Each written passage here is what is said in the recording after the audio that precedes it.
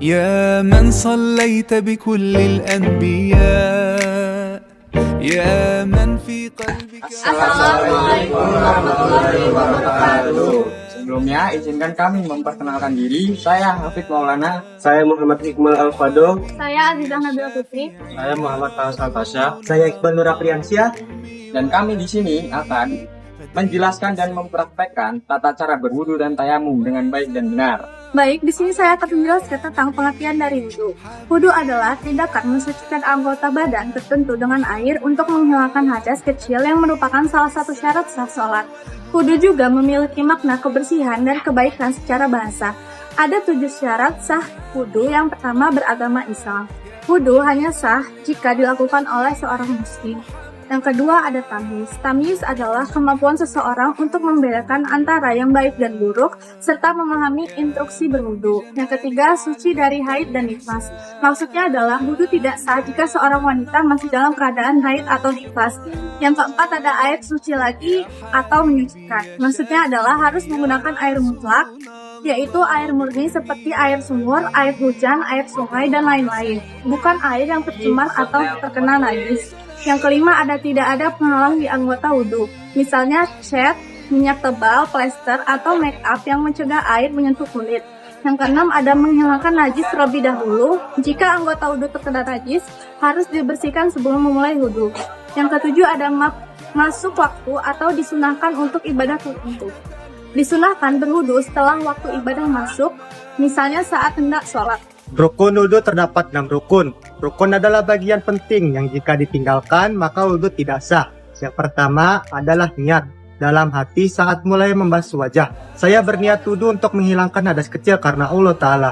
Yang kedua kemudian membasuh wajah, termasuk seluruh bagian wajah dari atas dahi, tempat tumbuh rambut hingga dagu, dan dari telinga kanan ke kiri. Kemudian yang ketiga membasuh kedua tangan sampai siku, termasuk membasuh siku disunahkan mulai dari tangan kanan. Yang keempat kemudian mengusap sebagian kepala, cukup sebagian kecil dari kepala, tapi disunahkan untuk mengusap seluruh kepala. Yang kelima kemudian membasuh kedua kaki sampai mata kaki sama seperti tangan.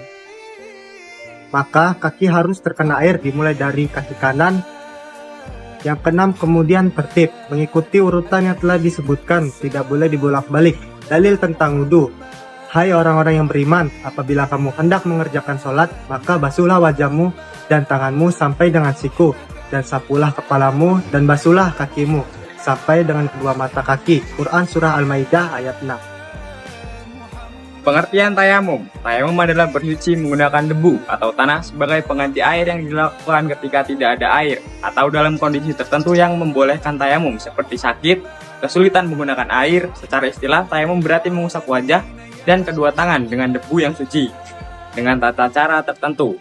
Pertama, syarat-syarat tayamum itu ada 5. Yang ke-1, tidak ada air atau tidak bisa menggunakan contohnya sedang di tempat yang tidak ada air atau air ada tapi hanya cukup untuk minum. Juga berlaku jika penggunaan air membahayakan, misalnya karena sakit. Yang kedua, masuk waktu sholat. Tayamum dilakukan setelah masuk waktu sholat dan hanya berlaku untuk satu sholat fardu.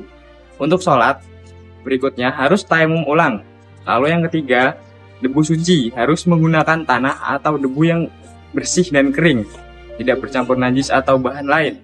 Dan yang keempat, menghilangkan najis terlebih dahulu. Jika tubuh terkena najis dan najisnya tetap harus dihilangkan sebelum tayamum. Dan yang kelima, tidak ada penghalang pada anggota tayamum. Tidak boleh ada benda yang menghalangi debu menyentuh kulit seperti kain, baju, dan sebagainya. Baik, saya akan menjelaskan hukum tayamum. Hukum tayamum ada 4, yaitu yang pertama niat. Niat dalam hati saat meletakkan tangan di atas debu. Contoh niat awaitu tayammum istibati sholati fadlillahi ta'ala. Yang kedua, mengusap wajah. Debu diusap ke wajah tak cukup 1 kali usapan. Yang ketiga, mengusap kedua tangan sampai siku-siku menggunakan debu yang berbeda atau debu yang sama. Menurut ulama berbeda pendapat tentang ini. Cukup 1 kali usapan. Yang keempat, tertib. Urutan harus sesuai dengan rukun-rukun yang ada dalam kitab fikih. Assalamualaikum warahmatullahi wabarakatuh. Jadi di sini saya akan mempraktekkan tata cara bertayamum. Dan yang pertama, sebelumnya kita ini dianjurkan untuk membaca niatnya. Niat yang wajib itu dilakukan di dalam hati, dan yang sunnah itu menggunakan seperti usolli sunatan tayamum malis lillahi ta'ala, atau nawaitu tayamumah lis bahati sholati fardolillahi ta'ala. Lalu setelah kita membaca niat, kita langsung melakukan wudu menggunakan debu. Ya. Jadi yang pertama, langkah-langkah ketika kita sudah melakukan niat, itu kita diharuskan mengambil sebagian debu atau secukupnya. Yang pertama, kita letakkan kedua tangan kita ke debu, lalu kita sentuhkan seperti ini, dan langsung kita usap sebagian wajah kita atau semuanya, itu pun boleh. Lalu ketika kita sudah melakukan wajah, kita langsung ke tahap tangan dari kanan hingga kiri. Tata caranya itu kita mengambil debu seperti ini, lalu ketika kita sudah melakukan seperti ini lalu ditiup, kita dianjurkan dari ujung jari hingga ke bawah, lalu kita putar seperti ini, lalu berikutnya seperti itu. Baik, selanjutnya kita akan mempraktekkan tata cara berwudu dengan menggunakan air yang benar. Yang pertama, ketika kita sudah membasuh kedua tangan kita, itu disandingkan dengan niat berwudu. Lalu ketika kita sudah berniat wudu, kita langsung praktek membasahi wajah.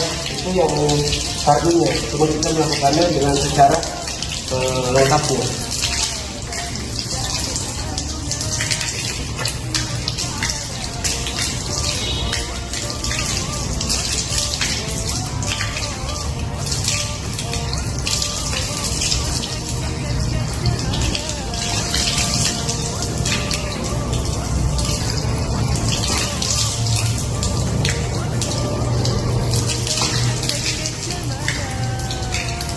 Lalu ketika kita sudah membasahi wajah kita diharuskan untuk membasahi kedua tangan kita dari ujung jari hingga ujung tangan.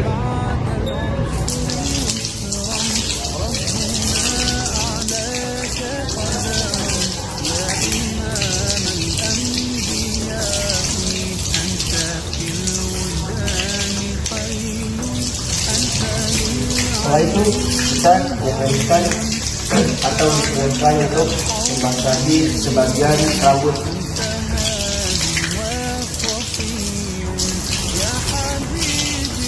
Dan setelah kita membasahi rambut, kita diperlukan untuk membasahi kuping atau telinga kita.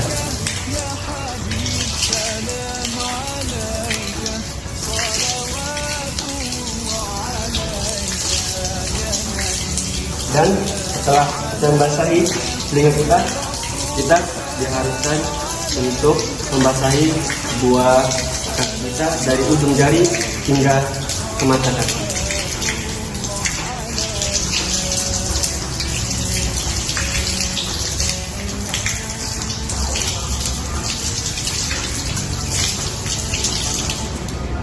Dan setelah kita membasahi kaki, kita dianjurkan untuk membaca doa setelah wudu.